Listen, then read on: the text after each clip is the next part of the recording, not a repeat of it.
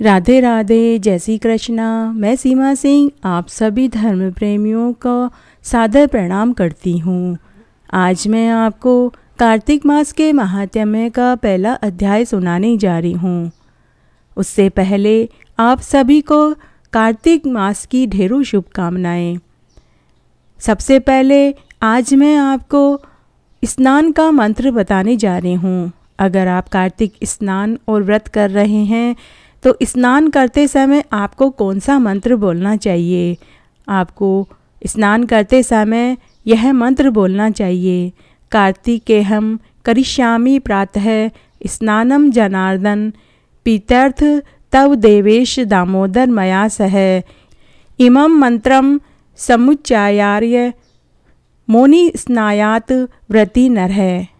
अगर आप पूरे महीने कार्तिक व्रत नहीं कर सकते हैं तो आपको कार्तिक मास के शुक्ल पक्ष की त्रयोदशी, चतुर्दशी और पूर्णिमा को स्नान और व्रत करना चाहिए। इससे आपको कार्तिक स्नान और व्रत का पूरे महीने का फल प्राप्त होगा। कार्तिक मास में केवल स्नान करने मात्र से ही पूरे मास का फल प्राप्त हो जाता है। इसलिए आपको कार्तिक स्नान जरूर करना चाहिए। यह जरूरी नहीं है कि आप किसी पवित्र नदी, तालाब, कुएं पर जाकर स्नान करें। आप घर में ही स्नान करने वाले जल में 2 बूंद गंगा जल की डालकर स्नान करेंगे तो भी आपको कार्तिक मास का पूरा फल मिलेगा। लेकिन आपको कार्तिक स्नान कर रहे हैं तो आपको तारों की छांव में ही कार्तिक स्नान करना चाहिए और तारों की छांव में ही व्रत खोलना चाहिए। इससे आपको कार्तिक मास का अधिक फल मिलेगा और आपको भगवान श्री विष्णु की प्रीति प्राप्त होगी। आइए अब हम कार्तिक मास के महात्म्य का पहला अध्याय सुनते हैं। सूत जी कहते हैं, जब श्री कृष्णचंद्र जी से बात करते हुए नारद जी विदा हो गए तब हर्ष से प्रसन्न मुख सत्यभामा श्री कृष्ण भगवान से बोली कि हे नाथ, मैं धन्य हूँ। मैंने सब कुछ कर लिया। मेरा जीवन सफल हो गया। मेरे जन्म के निदान मेरे माता पिता धन्य हो गए, जिन्होंने मेरी जैसी त्रिलोक्य सुंदरी कन्या को जन्म दिया। 16 सहस्त्र रानियों में आपकी मैं प्रेयसी बनी। मैंने विधान पूर्वक आप जैसे आदि पुरुष के साथ विवाह हुआ। वह कल्प वृक्ष मैंने नारद जी को अर्पण कर दिया, जिसकी वार्ता भी पृथ्वी के लोग नहीं जानते हैं। आज वही कल्प वृक्ष इस समय मेरे आंगन में विद्यमान है। मैं इस समय त्रैलोक्याधीश भगवान श्री कृष्ण की प्रिय पत्नी हूँ। हे मधुसूदन, आज मैं आपसे कुछ पूछना चाहती हूँ।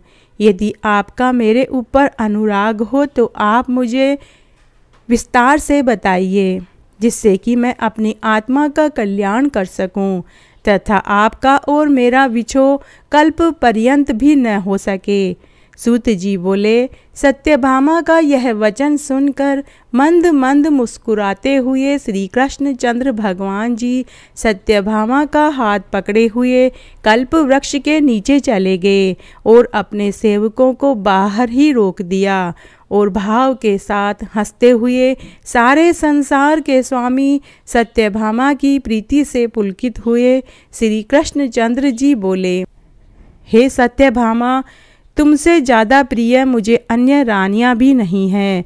मेरी 16 सहस्त्र रानियों में तुम मुझे सबसे प्यारी और सबसे अधिक प्रिय हो। तुम्हारे लिए मैंने देवताओं और इंद्रदेव से भी विरोध किया है। हे कांते, तुमने जो मुझसे प्रश्न किया है उसके उत्तर में कुछ विस्मयजनक बातें मैं तुमसे बताता हूँ। हे प्रिय, तुम उन्हें ध्यान से सुनो। जब तुम्हारे लिए कोई चीज़ न देने योग्य नहीं, कोई काम न करने के लायक नहीं, कोई बात न कहने के लायक नहीं, तब भला तुम्हारे प्रश्न का उत्तर मैं क्यों न दूं? यह हो ही नहीं सकता कि तुम मुझसे कोई प्रश्न करो और मैं उसका तुम्हें उत्तर न दूं। हे प्रियतमे, जो तुम्हारे मन में हो वो तुम मुझसे पूछो, मैं तुम्हें सभी बातें विस्तार से बताऊंगा। तब सत्यभामा श्री कृष्णचंद्र भगवान से बोली, हे नाथ, मैंने पूर्व जन्म में ऐसा कौन सा दान और तप किया था जिससे मृत्यु लोक में मेरा जन्म हुआ तथा आपकी मैं अर्धांगिनी बनी और गरुड़ गामिनी हुई एवं आपके साथ स्वर्ग लोक में घूम रही हूँ। मैं आपसे पूछती हूँ कि मैंने ऐसा कौन सा शुभ कार्य किया था। मैं पूर्व योनि में किस स्वभाव की थी, किसकी पुत्री थी। तब भगवान श्री कृष्णचंद्र ने सत्यभामा से कहा कि हे प्रिय, पूर्व जन्म में तुम जो थी वह मैं तुमसे बताता हूँ। तुम एकाग्र चित्त और ध्यान पूर्वक सुनो। उस समय तुमने जो व्रत और पुण्य किया था और जिसकी तुम पुत्री रही वह मैं तुमसे कहता हूँ। सतयुग के बीतने पर त्रेता युग में माया नगरी में अग्निहोत्र और वेद वेदांगों को जानने वाले देव शर्मा नाम का एक ब्राह्मण था। वह नित्य अभ्यागतों की सेवा, हवन, पूजा पाठ, सूर्य की उपासना किया करता था। अतः दूसरे सूर्य के समान वह तेजस्वी था। बुढ़ापे में उनके गुणवती नाम की एक पुत्री हुई। सयानी होने पर उन्होंने चंद्र नामक अपने एक चेले के साथ अपनी पुत्री का विवाह कर दिया। अब पुत्रहीन देव शर्मा उस शिष्य को पुत्र की भांति तथा शिष्य भी देव शर्मा को पिता के समान मानता हुआ उनके साथ ही रहने लगा। एक समय वे दोनों कुशा और ईंधन लाने के लिए वन में गए। वहाँ एक बड़े पर्वत के समीप जंगल में घूम रहे थे। उसी समय उन्होंने अपनी ओर आते हुए एक दैत्य को देखा। दैत्य के भय से उनके अंग प्रत्यंग शीतल हो गए और वे भागने में समर्थ न हो सके। यमराज के समान उस भयंकर राक्षस ने तत्काल उन दोनों को मार डाला। मरणों उपरांत उस क्षेत्र के प्रभाव से तथा धर्मात्मा होने के कारण पार्षदगण उन्हें बैकुंठ भवन में ले गए। उन्होंने जीवन भर सूर्य भगवान की आराधना करी और सुकर्म किए थे। इसी से मैं उन पर प्रसन्न हो गया।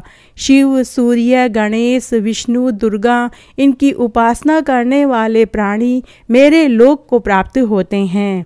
जैसे वर्षा का सब पानी समुद्र में बहकर चला जाता है, एकमात्र होता हुआ भी मैं काल कर्म के भेद से 5 तरह का हूँ। जैसे अकेला, देवदत्त, बालक, भ्राता आदि अनेक नामों से पुकारा जाता है। जब वे मेरे बैकुंठ में आए तब विमान पर चढ़े हुए सूर्य के समान तेजस्वी, हमारे ही जैसे रूपवान, दिव्य चंदन तथा माला धारण किए हुए थे। वे वहाँ मेरे पास रहने लगे। जब वह दोनों विमान पर चढ़े हुए सूर्य के समान तेजस्वी, रूपवान, चंदन और माला धारण किए हुए मेरे भवन में आए और मेरे भवन में दिव्य भोग भोगने लगे।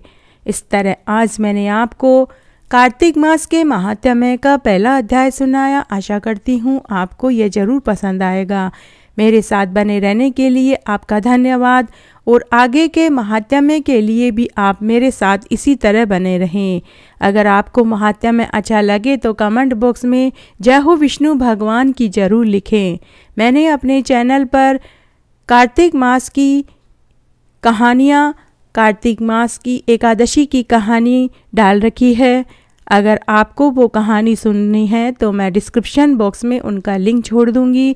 आप वहां से मेरे द्वारा सुनाई गई कार्तिक की सभी कहानियाँ एक साथ जो डाली है वो सुन सकते हैं और पुण्य कमा सकते हैं। धन्यवाद।